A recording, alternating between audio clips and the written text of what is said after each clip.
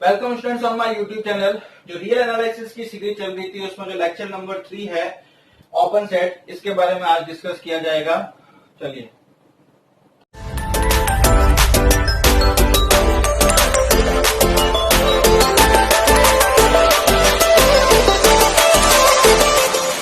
तो देखिए friends, open set जिसको हिंदी में कहते हैं विवृत समुच्चय, इस कंसेप्ट को कंसीडरेशन करने से पहले रियल एनालिसिस के 2 लेक्चर्स ऑलरेडी अपलोड किए जा चुके हैं, जिसका लिंक आप आई कार्ड के अंदर देख सकते हैं।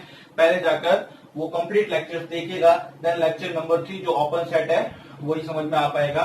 ओपन सेट विवृत समुच्चय क्या होता है? तो स्टूडेंट्स, लेक्चर नंबर 2 के अंदर अपन ने डिस्कस किया था किसके बारे में? नेबरहुड के बारे में।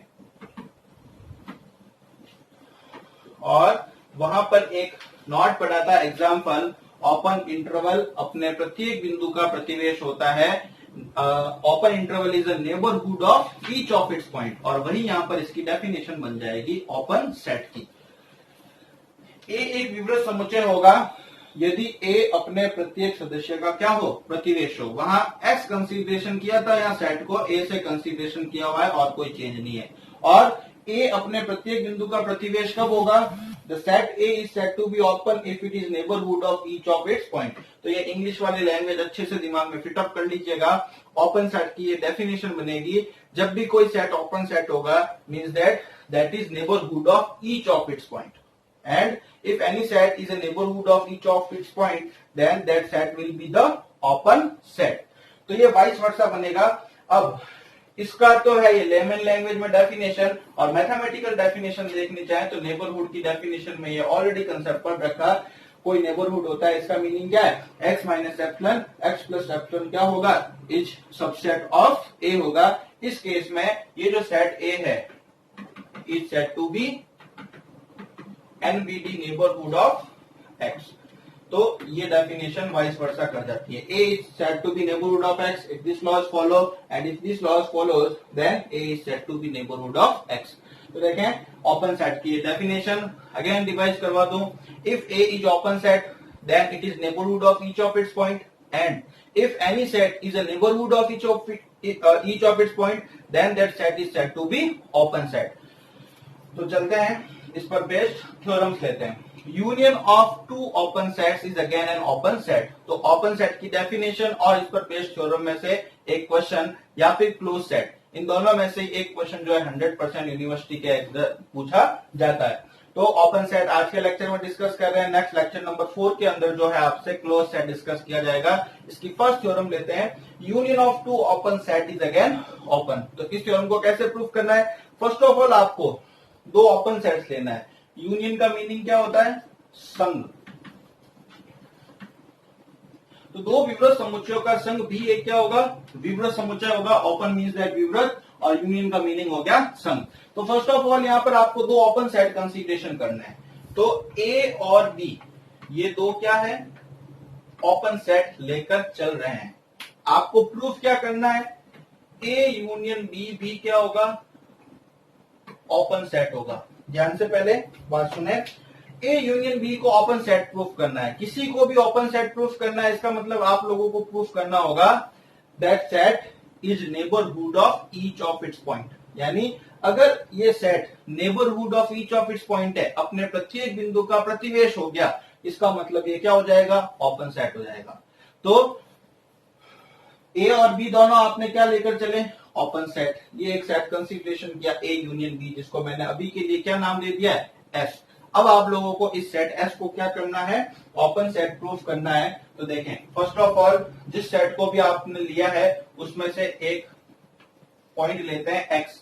एक्स बिलोंग्स टू एस, और ये एस अभी क्या है? A union B. ये एस की वैल्यू पुट की, और जब भी यूनियन वर्ड आता है इसका मीनिंग क्या हो गया? एक्स या तो ए से बिलोंग करता है या एक्स किससे बिलोंग कर रहा है? बी से। तो जब भी यूनियन वर्ड आता है बीच में क्या आएगा? और।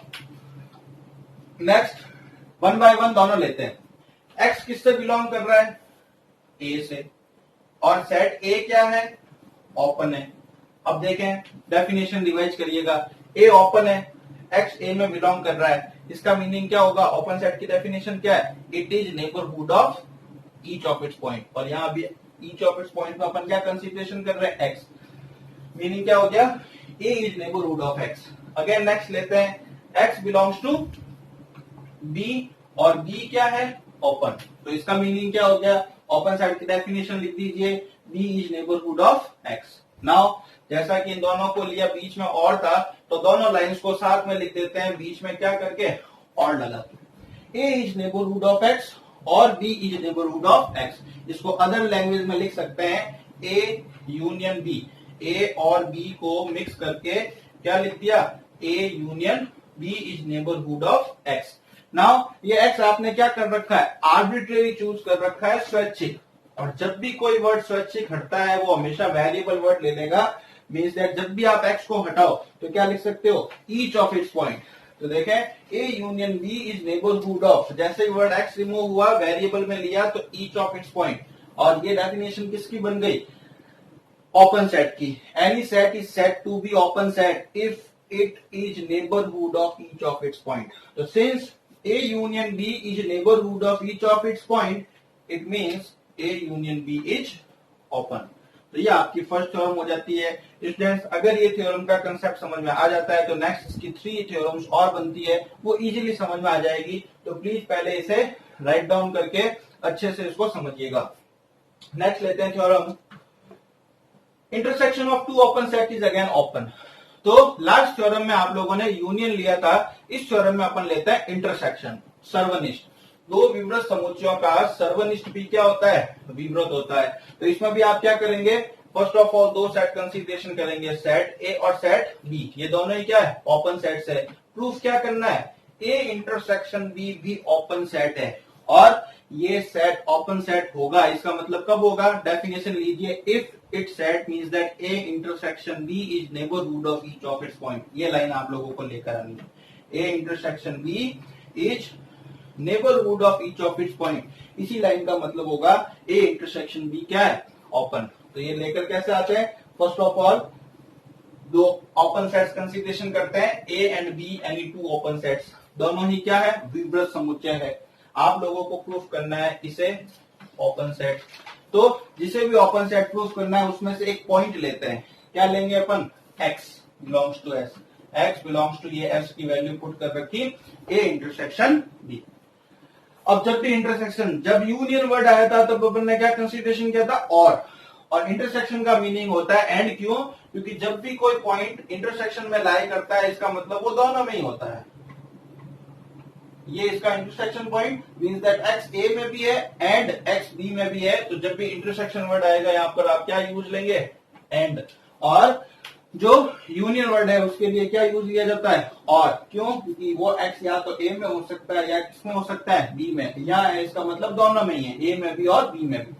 अब वन बाय वन दोनों केसेस लेते हैं। x बिलोंग्स टू a, ये लिया, और a क्या है, ओपन है, ये लिया।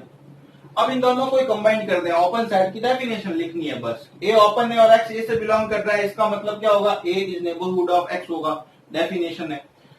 नेक्स्ट लेते हैं एक्स बिलोंग्स टू बी और बी क्या है, ओपन। इसका मीनिंग क्या होगा, B is neighbourhood of X होगा। चलिए इन दोनों को कंबाइन करते हैं, क्या लगाकर, बीच में एंड लगाकर, A is neighbourhood of X and B is neighbourhood of X. फिर ए एंड बी को कंबाइन कर दीजिए, A intersection B is neighbourhood of X. Now X क्या है, आर्बिट्रेरी है, तो इस केस में इस एक्स को रिमूव करके आप क्या लिख देंगे, ईच ऑफ इट्स पॉइंट।